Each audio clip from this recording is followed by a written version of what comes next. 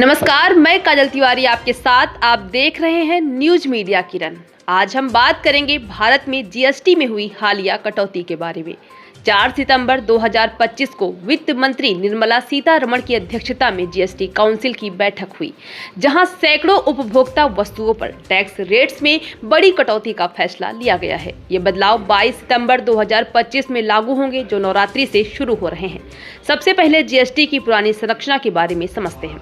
पहले स्लैब थे 0%, 5%, 12%, 18% और 28%। अब इसे सरल बनाकर मुख्य रूप से 2 स्लैब कर दिया गया है, 5% और 18%। साथ में लग्जरी और सिन गुड्स के लिए नया 40% स्लैब बनाया गया है। ये बदलाव ट्रंप की टैरिफ पॉलिसी के बाद डिमांड बूस्ट करने के लिए किया गया है। अब देखते हैं कि किन चीजों पर क्या असर पड़ा है। जी हाँ, रोजमर्रा की वस्तुओं जैसे टूथपेस्ट, शैम्पू, साबुन पर टैक्स 18% से घटाकर 5% कर दिया गया है। तो वहीं कई फूड आइटम्स जैसे पैकेज्ड फूड पर भी 18% से 5% कर दिया गया है।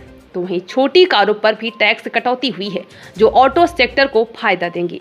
इलेक्ट्रिक व्हीकल्स जो होती हैं उन पर पहले से ही 5% टैक्स है, जबकि हाइड्रोजन फ्यूल सेल व्हीकल्स का रेट 12% से घटाकर 5% कर दिया गया है।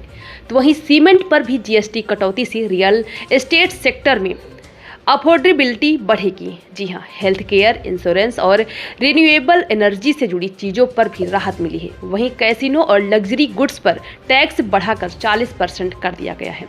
ये बदलाव कैसे हुआ, अब इस पर बात करते हैं। जीएसटी काउंसिल ने एक पैनल की सिफारिशों पर विचार किया, जिसमें रेट्स को रेशनलाइज करने का सुझाव दिया गया। अब बात करते हैं इसके असर के बारे में।